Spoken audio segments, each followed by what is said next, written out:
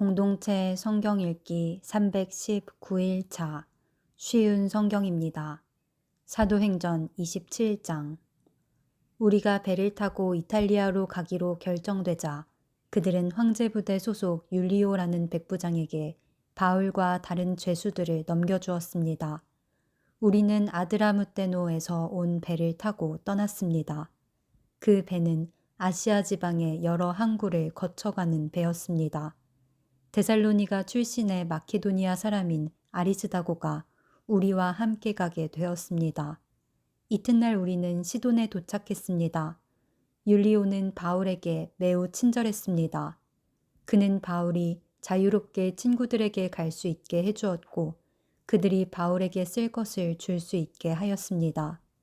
시돈을 떠나 항해를 계속하려고 했을 때 맞바람이 세차게 불어와 키프로스 섬에 바짝 붙어 항해해야 했습니다. 우리는 길리기아와 밤빌리아 앞 바다를 가로질러 항해한 후에 루기아 지방의 무라에 도착했습니다. 그곳에서 로마 군대 백부장은 알렉산드리아를 떠나 이탈리아로 가는 배를 발견하고 우리를 그 배에 태웠습니다. 우리는 며칠 동안 천천히 항해한 끝에 간신히 니도 앞바다에 이르게 되었습니다. 맞바람이 너무 세차게 불어와 우리가 가려던 항로로 더 이상 나아갈 수 없어서 살몬의 맞은편에 있는 크레타 섬을 끼고 항해하였습니다. 우리는 해안가를 따라 어렵게 항해하여 라세아라는 도시에서 가까운 아름다운 항구 라 하는 곳에 도착하였습니다. 시간을 많이 빼앗긴 데다가 이미 금식 기간도 지나 더 이상 항해하는 것이 위험했으므로 바울이 그들에게 충고했습니다. 여러분, 계속해서 항해를 하다가는 큰 어려움을 겪게 될 것이라고 생각합니다. 배와 짐만 손실되는 것이 아니라 우리 목숨까지도 잃게 될 것입니다. 그러나 백부장은 바울의 말을 듣기보다는 선장과 선주의 말을 더 믿었습니다. 그 항구는 겨울을 보내기에는 적당하지 못한 항구였기 때문에 사람들은 대부분 그곳을 떠나 베닉스에 가서 겨울을 보내고 싶어 했습니다. 베닉스는 크레타 섬에 있는 항구 도시인데 남서쪽과 북서쪽을 향해 위치한 곳이었습니다. 마침 남쪽에서 순풍이 불기 시작하자 사람들은 자기들의 계획대로 되리라고 생각했습니다. 그래서 그들은 닻을 올리고 크레타 섬 해안을 따라 항해하기 시작했습니다. 그런데 갑자기 유라굴로라고 부르는 폭풍이 섬 쪽에서 불어왔습니다. 배는 폭풍에 휘말려 바람을 거슬러 조금도 앞으로 나아가지를 못했습니다. 그래서 우리는 앞으로 가려는 노력은 포기하고 바람이 부는 대로 배를 내맡기고 표류하기 시작했습니다. 그러다가 가우다라는 작은 섬의 남쪽 방향으로 떠밀려 갈 때에 우리는 간신히 거룻배를 끌어올릴 수 있었습니다.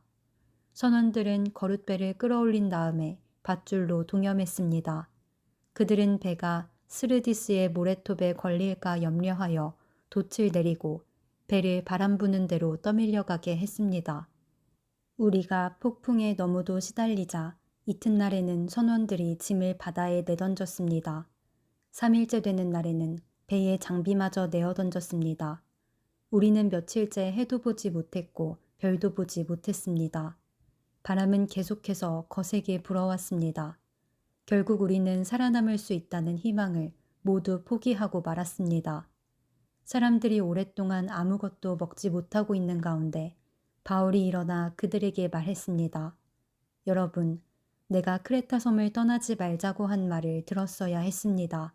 그랬다면 이런 손해를 입지 않았을 것이고 물건을 잃어버리지도 않았을 것입니다. 하지만 여러분, 이제 제가 권합니다. 용기를 내십시오.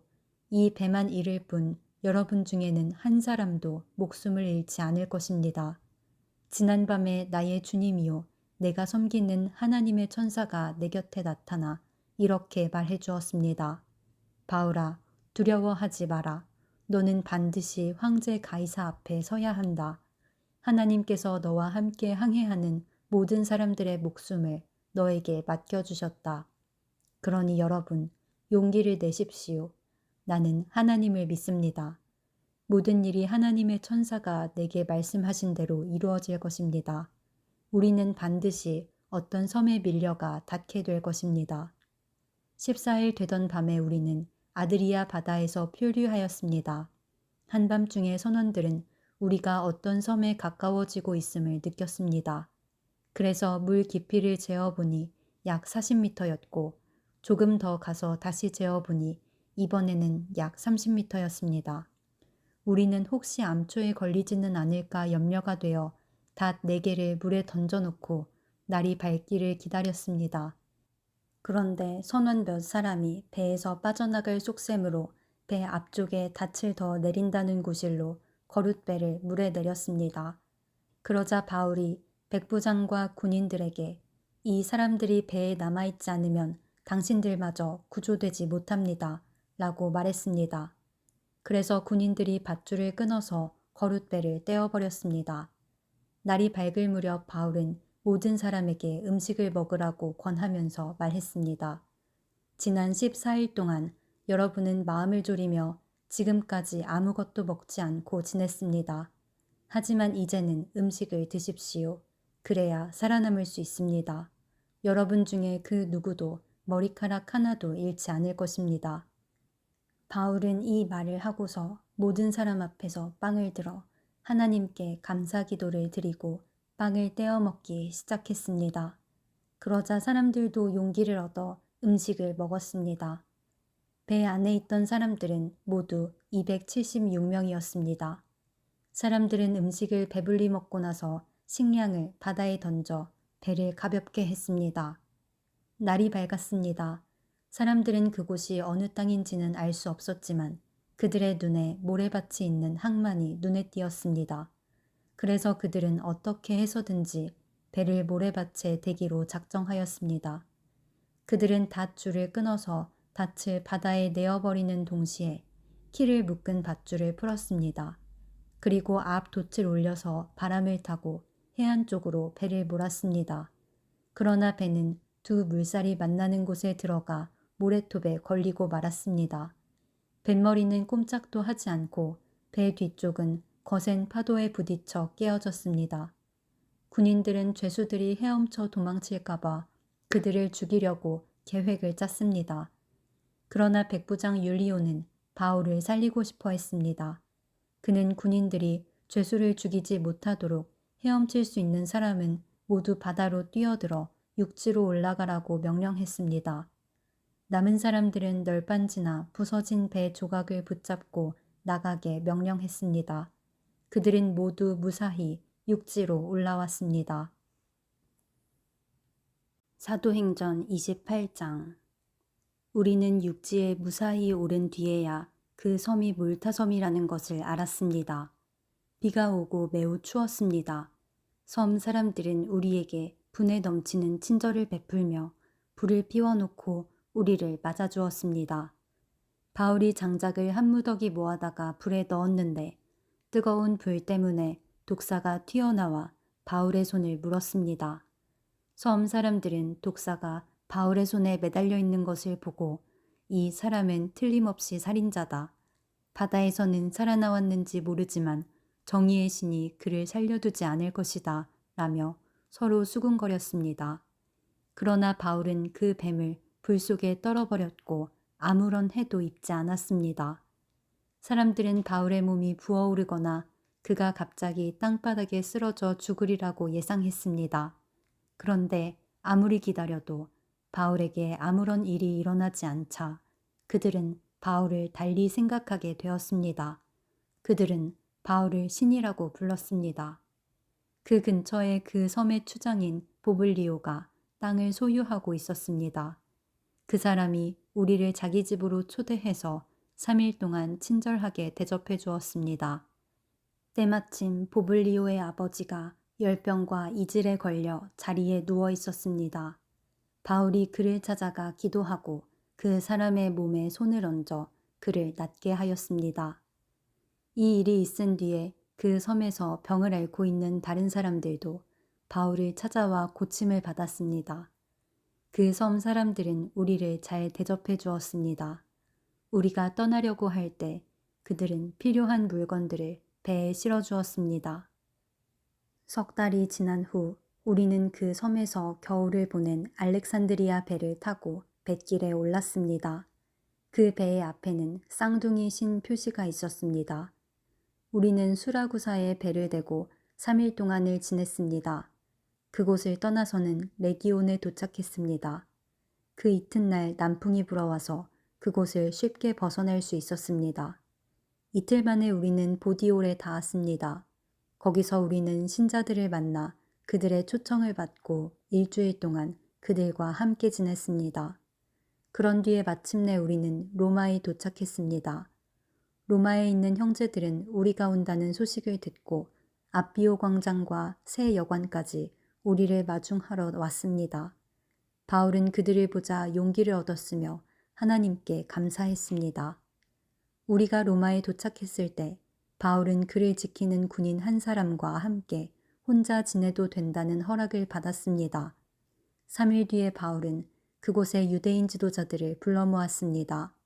그들이 모이자 바울은 이렇게 말했습니다. 동포 여러분, 나는 우리 백성이나 우리 조상들의 관습을 거스르는 일을 한 적이 없습니다. 그런데도 나는 예루살렘에서 붙잡혀 로마 사람들의 손에 넘겨졌습니다.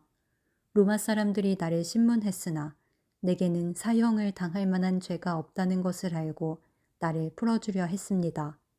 그런데 그곳의 유대인들이 반대해서 나는 로마에 와서 황제에게 상소할 수밖에 없었습니다. 그렇다고 해서 내 백성을 고발하려는 것은 아닙니다. 이런 이유로 여러분을 뵙고 말씀드리고자 오시라고 했던 것입니다. 내가 이렇게 사슬에 매인 것은 이스라엘의 소망 때문입니다. 유대인들이 바울에게 대답했습니다. 우리는 아직 유대로부터 당신에 관한 어떤 편지도 받은 적이 없습니다. 또 유대로부터 온 우리 형제들 중에서 당신에 관한 나쁜 소문을 전하거나 당신을 나쁘게 말한 사람도 없습니다. 우리는 다만 당신 생각을 듣고 싶습니다. 우리가 알기로는 어디를 가도 당신 종파에 대해서 반대하는 사람이 많다고 합니다. 바울과 유대인들은 만날 날짜를 정했습니다. 그날이 되었을 때 더 많은 유대인들이 바울이 지내고 있는 곳으로 모였습니다. 바울은 아침부터 저녁까지 그들에게 하나님의 나라를 설명하고 선포했습니다. 또 모세와 예언자들의 글을 예로 들어서 그들이 예수에 관한 것을 믿게 하려 애썼습니다. 바울의 말을 믿는 사람들도 있었지만 믿지 않는 사람들도 있었습니다. 그들이 이처럼 의견이 갈린 채 헤어질 때에 바울이 한마디 말을 남겼습니다. 성령께서 예언자 이사야를 통해 여러분의 조상에게 말씀하신 것은 진리입니다. 이 백성에게 가서 말하여라. 너희가 듣기는 들어도 깨닫지 못하고 보기는 보아도 알지 못할 것이다. 이 백성의 마음이 무디어졌고 귀로는 듣지 못하며 눈은 감겼다. 이는 그들이 눈으로 보고 귀로 듣고 마음으로 깨닫고 내게 돌아와 고침을 받지 못하게 하려는 것이다. 그러므로 여러분은 하나님의 이 구원이 이방인들에게도 전파되었다는 것을 알아야 합니다. 그들은 들을 것입니다. 바울은 자기 셋집에서 꼬박 2년을 지내면서 자기를 찾아오는 사람들을 다 맞이하였습니다. 그는 담대하게 그리고 아무런 방해도 받지 않고 하나님의 나라를 전하고 주 예수 그리스도에 관해 가르쳤습니다. 로마서 1장. 나 바울은 사도로 부름을 받은 그리스도 예수의 종으로서 하나님의 복음을 위해 특별히 선택되었습니다. 이 복음은 하나님께서 오래전에 예언자들을 통해 성경에 약속하신 그리스도 예수에 대한 소식입니다. 하나님의 아들이신 그분은 인간의 족보로는 다윗의 후손으로 태어나셨습니다. 그러나 성결하게 하는 영으로는 죽은 자들 가운데서 부활하심으로써 능력 있는 하나님의 아들로 선언되셨습니다.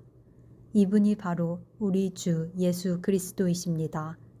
그분을 통해 우리는 은혜와 사도의 직분을 얻었습니다. 우리가 해야 할 일은 모든 이방인들을 불러 주 예수 그리스도의 이름을 믿고 순종하게 하는 것입니다. 여러분도 그들과 함께 부르심을 받아 예수 그리스도의 사람이 되었습니다. 하나님의 사랑을 받아 성도로 부름을 받게 된 로마에 있는 모든 분들에게 하나님 우리 아버지와 주 예수 그리스도께서 은혜와 평강을 내리시기를 바랍니다. 먼저 예수 그리스도를 통해 나의 하나님께 감사합니다. 이는 여러분의 믿음이 온 세상에 널리 알려졌기 때문입니다. 나는 하나님의 아들에 관한 복음을 전할 때마다 기도 중에 늘 여러분을 생각하고 있었습니다. 내가 전심으로 섬기는 하나님께서 나의 증인이 되십니다. 지금 나는 하나님의 뜻이라면 여러분에게 갈 수 있는 길이 열리기를 기도합니다. 내가 여러분을 간절히 보고 싶어 하는 까닭은 성령께서 주시는 선물을 나누어 주어 여러분을 강하게 하기 위함입니다. 이것은 여러분과 내가 각 사람의 믿음으로 서로 위로를 받고자 하는 데 있습니다. 형제자매 여러분, 내가 여러 번 여러분에게 갈 계획을 세웠으나 뜻대로 되지 못했다는 것을 아시기 바랍니다. 그것은 다른 이방인들 사이에서 믿는 자들을 얻은 것처럼 여러분 중에서도 어떤 열매를 얻고 싶었기 때문입니다. 나는 그리스인이든지 미개인이든지 지식인이든지 문맹인이든지 가리지 않고 어느 누구에게나 복음을 전할 책임이 있습니다. 그래서 로마에 있는 여러분에게도 복음을 전하기를 간절히 바라는 것입니다. 나는 복음을 부끄러워하지 않습니다. 그것은 이 복음이 유대인으로부터 시작해서 이방인들에 이르기까지 모든 믿는 사람을 구원에 이르게 하는 하나님의 능력이기 때문입니다. 하나님께서 주시는 의가 복음에 계시되어 있습니다. 성경에 의인은 믿음으로 인하여 살 것이다 라고 기록되어 있듯이 하나님께로부터 오는 의는 처음부터 끝까지 믿음으로 얻을 수 있는 것입니다.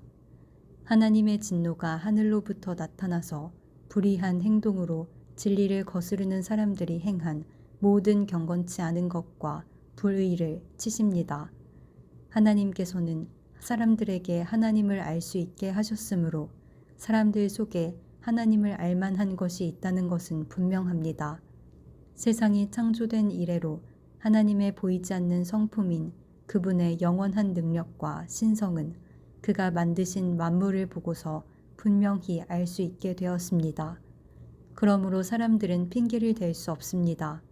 사람들은 하나님을 알면서도 하나님께 영광을 돌리지도 않았고 하나님께 감사하지도 않았습니다. 오히려 사람들은 헛된 것을 생각했으며 그들의 어리석은 마음은 어둠으로 가득 찼습니다. 사람들은 자기들이 지혜롭다고 생각하지만 사실은 어리석습니다. 또 사람들은 불멸의 하나님의 영광을 죽을 수밖에 없는 인간이나 새나 짐승 또는 뱀과 같은 모양으로 바꾸어 버렸습니다. 그래서 하나님께서는 사람들이 원하는 대로 죄악된 행동을 하도록 내버려 두셨습니다. 사람들은 이제 가지각색의 더러운 죄를 지어 자기들끼리 부끄러운 짓을 행하여 몸을 더럽혔습니다. 사람들은 하나님의 진리를 거짓으로 바꾸었습니다. 창조주 되신 하나님보다 지음받은 피조물들을 더 예배하고 섬겼습니다. 하나님은 영원히 찬송을 받으실 분입니다. 아멘. 이런 이유로 하나님은 사람들을 부끄러운 욕망의 노예로 살게 내버려 두셨습니다. 여자들은 남자들과의 자연스러운 성관계를 여자와 성관계를 갖는 것으로 바꾸었습니다. 이와 똑같이 남자들도 여자들과 행하는 자연스러운 성관계를 버리고 남자들끼리 정욕에 불타 남자가 남자와 부끄러운 짓을 했습니다. 그래서 스스로 그 잘못에 합당한 벌을 받았습니다. 사람들이 하나님을 아는 것을 하찮게 여겼으므로 하나님께서는 사람들이 타락한 생각에 빠지게 하시고 사람들이 해서는 안 될 일들을 하게 내버려 두셨습니다. 그들은 온갖 불의와 악행과 탐욕과 악독으로 가득 찬 사람들입니다. 또한 시기와 살인과 다툼과 속임과 저기로 가득 찼으며 남에 대해 말하기를 좋아하고 남들을 비방하고 하나님을 미워하며 거만하고 건방지며 뽐내기를 잘합니다.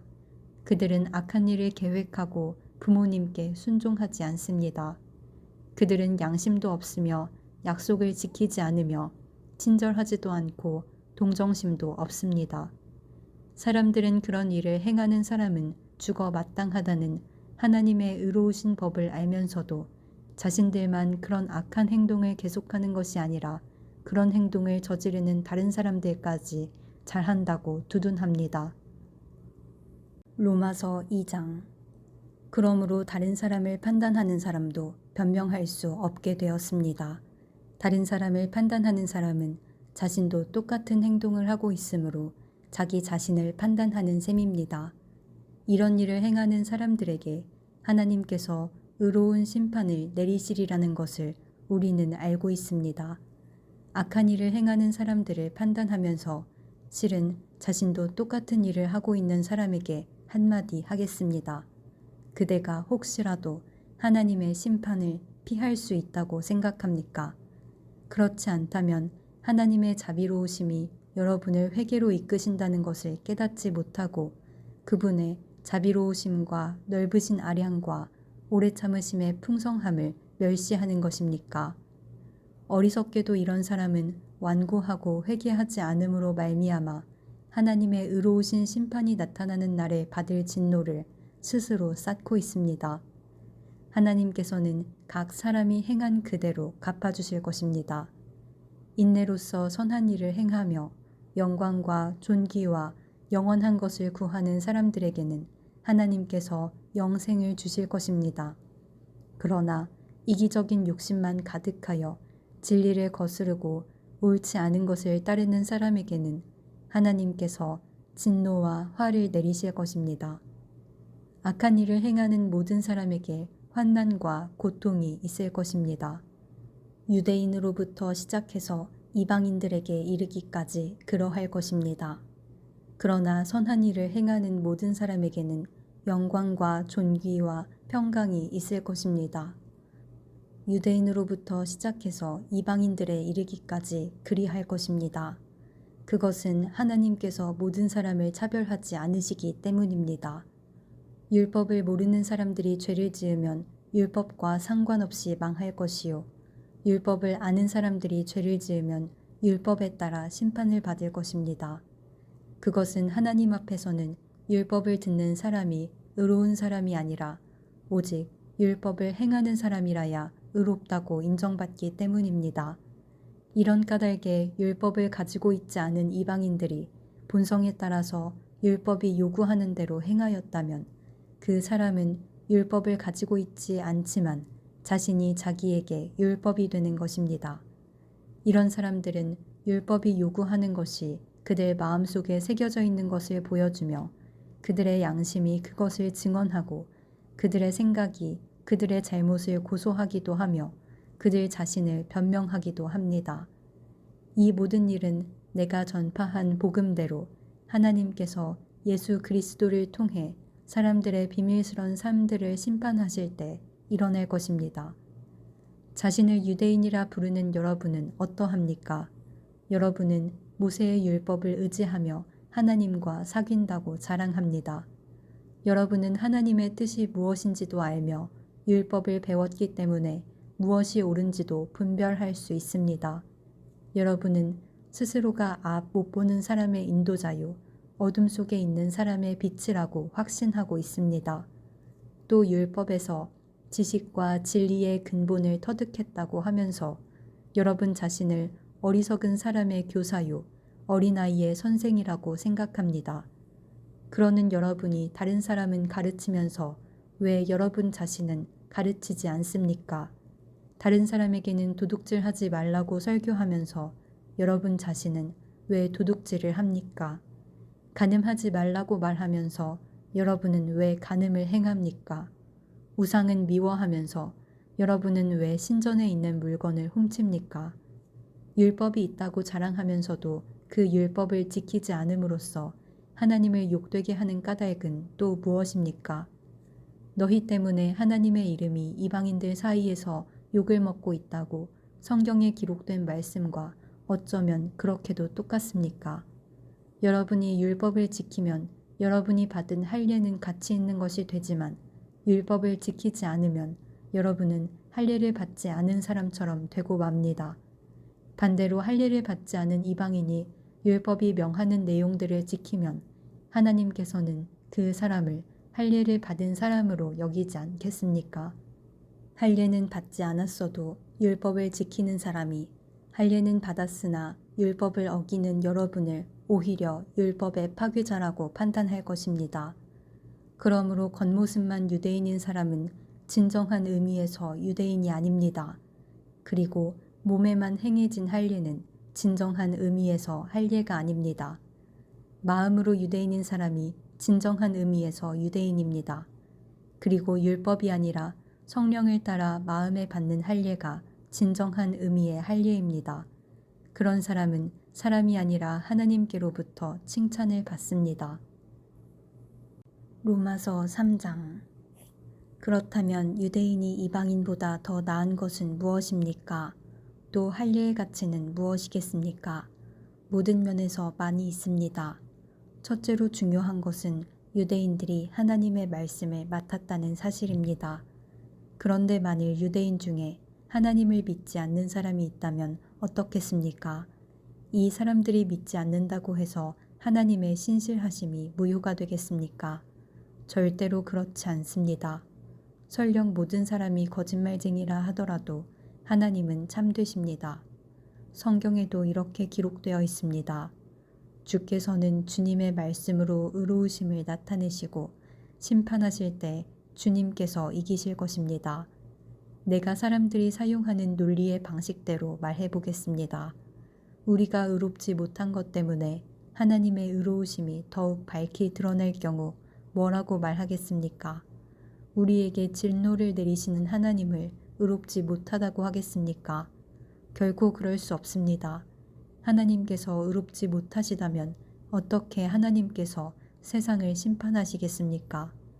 사람들 중에는 내가 거짓말을 하여 그 때문에 하나님의 참되심이 드러난다면 오히려 하나님께 영광이 되는데 왜 내가 죄인 취급을 받아야 하는가?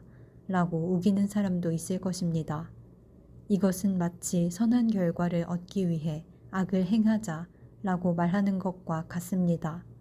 사람들은 우리가 그렇게 가르친다고 우리에 대해 비난을 하고 다닙니다. 그러나 그런 사람들은 정죄를 받아 마땅합니다. 그렇다면 과연 우리 유대인들에게 이방인들보다 나은 것이 있습니까? 전혀 없습니다. 이미 말했듯이 유대인이나 이방인들이나 모두가 죄 아래 있습니다. 성경에 이렇게 기록되어 있습니다. 의인은 한 사람도 없다. 깨닫는 사람도 없고 하나님을 찾는 사람도 없다. 모두가 곁길로 나가 하나같이 쓸모없게 되었다. 선한 일을 행하는 사람은 단 한 사람도 없다. 그들의 목구멍은 열린 무덤이고 혀로는 사람을 속인다. 그들의 입술에는 독사의 독이 있다. 그들의 입은 저주와 독설로 가득 찼다. 그들은 사람을 죽이려고 바쁘게 움직이며 그들이 가는 곳마다 멸망과 비참함이 있다. 그들은 평화의 길을 알지 못한다. 그들의 눈에는 하나님을 두려워하는 것이 없다. 우리가 알기로는 율법에 기록된 내용은 그 무엇이 되었든 율법 아래 사는 사람들에게 말하는 것입니다. 그래서 누구든지 변명할 말이 없게 되고 온 세상은 하나님의 심판 아래 있게 됩니다. 그러므로 율법을 지키는 것으로 하나님 앞에서 의롭다고 인정받을 사람은 아무도 없습니다. 왜냐하면 율법은 우리가 죄인이라는 사실을 알게 해주기 때문입니다. 그러나 이제는 율법 없이도 하나님께로부터 오는 의가 나타났습니다. 이것은 율법과 예언자들도 증언한 것입니다. 하나님께로부터 오는 의는 예수 그리스도를 믿는 믿음을 통해 옵니다. 이 의는 믿는 사람이라면 누구에게나 주어지는 것이며 사람을 차별하지 않습니다. 모든 사람이 죄를 지어 하나님의 영광에 이를 수 없게 되었습니다. 그런 사람이 그리스도 예수께서 주시는 속죄를 통해 하나님의 은혜로 의롭다는 판단을 받습니다. 그것은 하나님께서 거저 주시는 선물입니다. 하나님께서 예수님을 화목제물로 내어주셨으며 누구든지 예수님의 피를 믿음으로 죄를 용서받게 됩니다. 하나님은 이전에 살았던 사람들이 지은 죄에 대해 오래 참으심으로 심판하지 않으셨습니다. 이렇게 하여 하나님께서는 그분의 의로우심을 보이셨습니다. 하나님께서 이 시기에 그분의 의로우심을 보이신 것은 하나님 자신이 의로우시다는 것과 예수님을 믿는 사람을 의롭게 하신다는 것을 보이기 위해서였습니다. 그렇다면 사람이 자랑할 것이 어디 있겠습니까? 자랑할 것이라고는 하나도 없습니다. 어떠한 법으로 사람이 의롭게 됩니까? 율법을 지키는 데서 오는 것입니까? 이런 것과는 상관이 없습니다. 의롭게 되는 것은 오직 믿음의 원리에 의해서만 이루어집니다. 사람은 율법을 지키는 것과는 상관없이 믿음으로 의롭게 된다고 우리는 생각합니다. 하나님은 유대인들만의 하나님이십니까? 이방인들의 하나님은 되지 않습니까? 하나님은 이방인들의 하나님도 되십니다. 하나님은 오직 한 분이시므로 그분은 할례를 받은 사람이나 할례를 받지 않은 사람이나 동일하게 믿음으로 의롭게 해주십니다. 그렇다면 우리가 이 믿음을 가지고 율법을 무효로 만들고 있습니까? 그렇지 않습니다. 오히려 믿음을 통하여 율법을 더 굳게 세웁니다.